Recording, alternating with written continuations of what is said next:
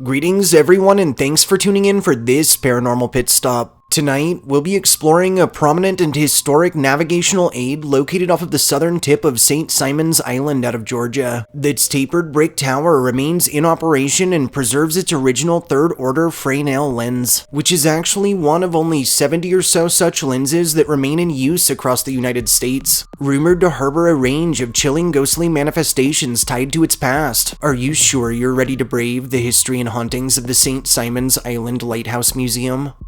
Historically, in 1810, the original St. Simon's Island Light would be constructed as a 75-foot-tall octagonal tower topped by a 10-foot oil-burning lamp. However, amidst the Civil War, when the military employed naval blockades along the coast, and following an 1862 Union invasion that resulted in Confederates abandoning the area, retreating troops would actually destroy this earlier tower to prevent it in aiding any Union warships. Following the war, the US government would begin construction of a new light just to the west of the original one's location, and in 1872, this construct was completed and was fitted with its third-order biconvex Fresnel lens. In 1934, the light's kerosene-burning lamp was replaced by a 1,000-watt electrical light. On July 1st of 1939, the United States Lighthouse Service was placed under the jurisdiction of the Coast Guard, and in 1953, the light was fully automated. In 1972, the Lightkeeper's Cottage was leased to Glynn County, after which the Coastal Georgia Historical Society would spend 3 years restoring the two-story Victorian-style structure, while transforming it to accommodate the museum we know today. Later, from 1989 to 1991, and again from 1997 to 1998, the expanse would welcome a slew of restorations, and more recently, on May 26th of 2004, ownership of the property was transferred to the Coastal Georgia Historical Society in full, under the National Historic Lighthouse Preservation Act.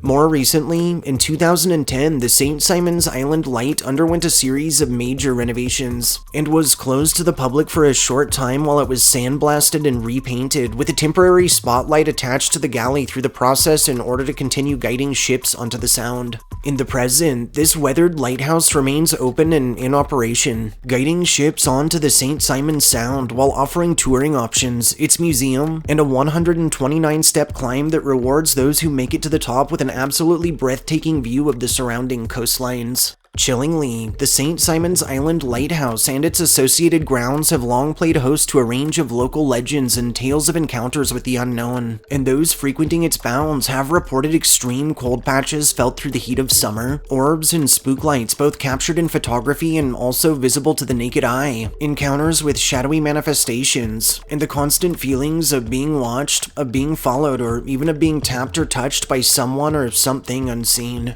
Easily the most famous story surrounding the St. Simon's Island Lighthouse Museum intertwines with actual history to tell of how, in 1880, then lighthouse keeper Frederick Osborne was shot and killed by his assistant, John Stevens, following an incident in which he spoke inappropriately of Stevens' wife, and after which, when presented to a jury, Stevens would actually surprisingly be acquitted of all charges. As it's told, Osborne's death was so unexpected and came so quickly that his spirit just continued on working the light station, and to date, his ghostly silhouette has been observed making its way through the tower and up and down the old staircase after dark.